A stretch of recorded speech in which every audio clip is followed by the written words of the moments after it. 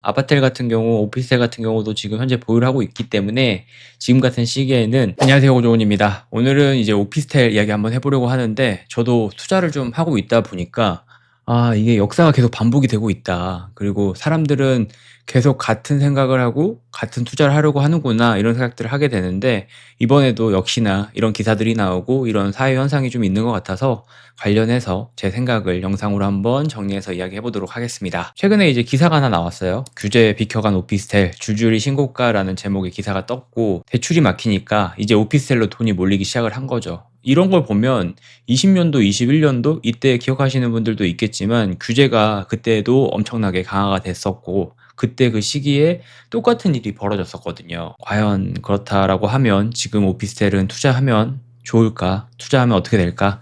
이런 것들 이야기 한번 해보도록 하겠습니다. 강남 쪽에 있는 오피스텔이 좀 비싼 가격으로 팔리고 있나 봐요. 강남 역삼동 메가시티 오피스텔 같은 경우는 전용 35에 3억 5천에 거래가 됐고 단 5개월 만에 7,700이 올랐다고 해요. 거래량도 올해 들어서 8천 건이 넘게 찍히고 있다고 합니다. 8월 기준 오피스텔 평균 매매가가 3억 초반을 형성하고 있고 말 그대로 계속 신고가를 행진을 하고 있다고 해요. 이유는 아까 얘기했다시피 이거는 규제 때문입니다. 사람들이 규제를 피해야겠다라고 했을 때 어떤 투자 종목이 있나 라는 것들에 대해서 관심을 갖게 되고 그 관심 중에 하나가 또 오피스텔이 들어갈 수가 있는 거죠. 오피스텔은 준주택으로 분류가 되기 때문에 주택담보 규제를 받지를 않아요. 그러니까 사람들은 아파트가 막혔으니까 대신 오피스텔이라도 사자라는 쪽으로 몰리고 있는 상황입니다. 제가 계속 얘기했다시피 역사가 반복이 되고 있다는 걸 느끼는 게 뭐냐면 부동산 경매에서도 그때 그 시기에 이런 이야기들이 많이 있었어요. 이제 아파트가 어려우니까 오피스텔로 대체 투자를 해야 된다. 월세 받으면서 버티면 된다. 오피스텔은 월세 잘 받는다고 하니까 입지 좋은 오피스텔 같은 경우는 아파트 못지않다. 뭐 이렇게 얘기하면서 수많은 그때도 많은 영상과 많은 블로그 그리고 신문 기사들이 쏟아졌습니다. 그리고 그 결과는 어땠나요? 지금 뭐 잘 팔리나요?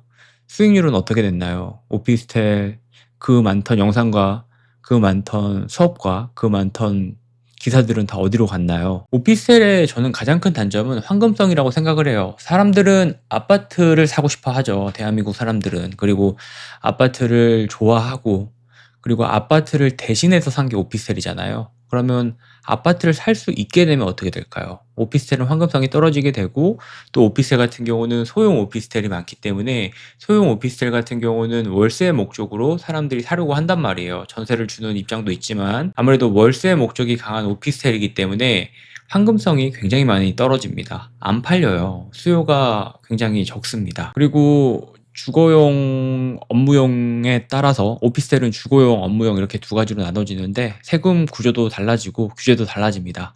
특히 이제 주거용 오피스텔 같은 경우는 주택수에 포함이 돼요. 보유세 그리고 취득세 같은 경우는 주택수 무관해서 4.6%의 취득세가 나옵니다. 일반 아파트보다 훨씬 더 무겁게 적용을 하는 거죠. 게다가 이제 아파트와 달리 오피스텔 같은 경우는 커뮤니티 시설도 부족하고 관리비 부담 그리고 향후 경쟁력 부족 등의 문제가 있는 거죠. 제가 최근에 동탄이나 송도 쪽 오피스텔 아파텔이라고 불렸던 곳들을 좀 가봤어요.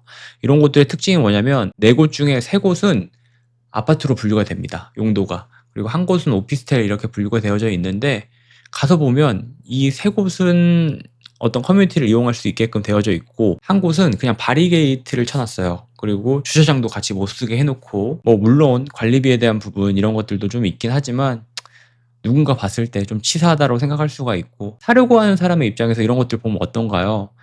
오피스텔보다는 그래도 조금 돈을 내서라도 아파트를 사는 게 낫지 않을까라고 생각을 하고 있고 또 오피스텔 그 아파트에 사시는 분들은 상대적 박탈감을 느끼시는 분들도 많이 있다고 해요. 제가 주민들 인터뷰를 좀 해보니까 그런 것들에 대해서 상대적 박탈감을 느끼시는 분들도 많고 또 반대로 그 아파트 반대쪽에 살고 있는 아파트에 살고 있으신 분들은 상대적 우월감도 가지고 있다라는 것들도 인터뷰를 통해서 많이 느꼈습니다. 우리는 투자 입장이기 때문에 옳고 좋고 나쁘고 나쁘지 않고 그런 것들은 법이 정해주는 거고 이 물건을 산다라고 했을 때는 뭐 상대적 우월감과 상대적 박탈감들도 어느 정도 투자 내가 한다라고 했을 때 기준으로 잡아둬야 되는 부분들이 있기 때문에 이런 것들도 좀 체크를 해야 되는 것 같기는 해요. 그렇기 때문에 오피스텔 같은 경우는 감가상각도 아파트에 비해서는 월등히 좀 빠른 편에 속합니다. 오피스텔 이제 경매 같은 경우도 똑같습니다. 20년도 초 같은 경우는 서울 오피스텔 낙찰가율이 90%가 넘기던 시절이 있었어요. 낙찰 받고 뭐 월세를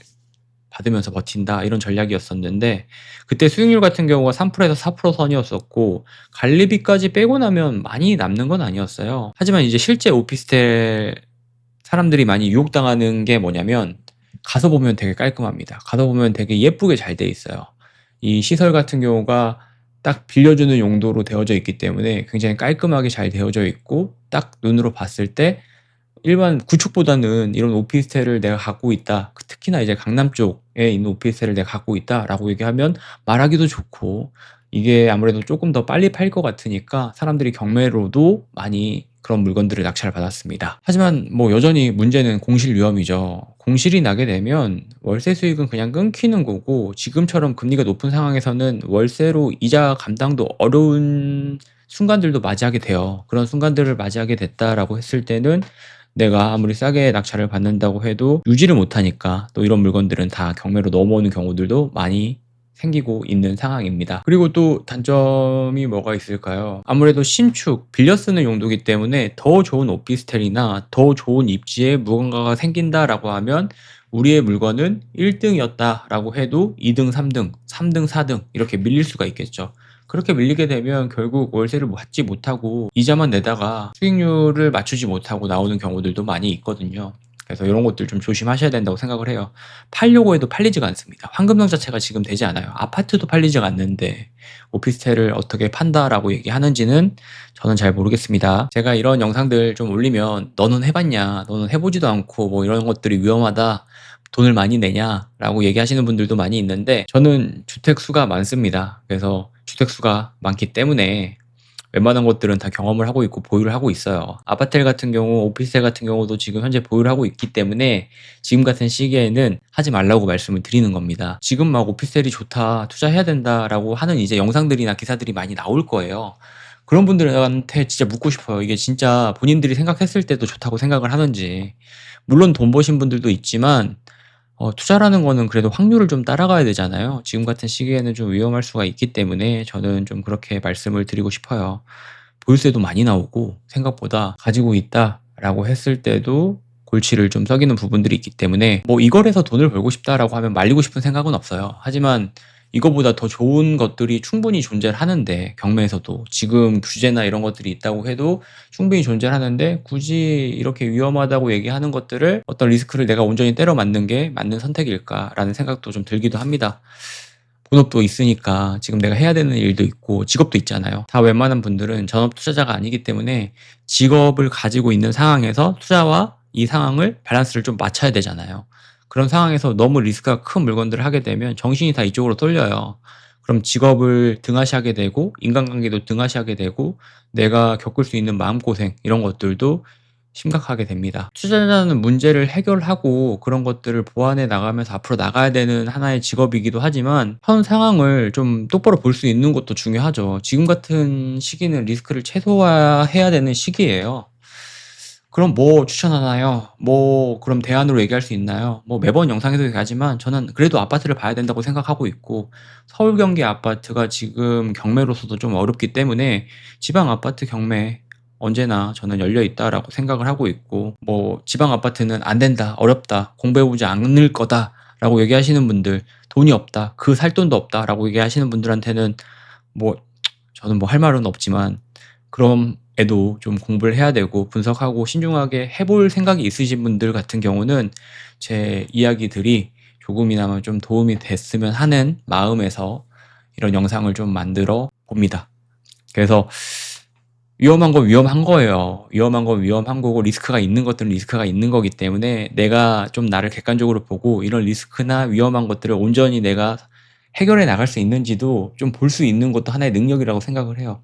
남들이 다 잘한다라고 하니까 내 상황과 내 능력을 아예 배제시키고 이런 것들을 접근해 보려고 하는 분들이 있어요. 그런 것들은 굉장히 위험할 수가 있기 때문에 좀 상황 같은 경우를 냉정하게 볼 수 있는 것도 중요하다고 생각을 합니다. 그래서 저는 지금 오피스텔 위험하다고 생각을 해요. 오피스텔 위험하다고 생각하고 있고, 오피스텔 투자를 하겠다라고 하시는 분들은 조금 보류하시고 현 상황을 조금 더 지켜보셨으면 좋겠다라는 생각이 듭니다. 오늘은 오피스텔 이야기 해봤고, 또 좋은 기사 나오고 또 좋은 이야기들 나오면 영상으로 또 이야기 해보도록 하겠습니다. 오늘도 긴 영상 봐주셔서 감사하고, 이제 가을인 것 같아요. 임장 많이 다니면서 저도 밖에 영상 많이 찍어보려고 노력하겠습니다. 오늘도 긴 영상 봐주셔서 감사합니다. 들어가세요.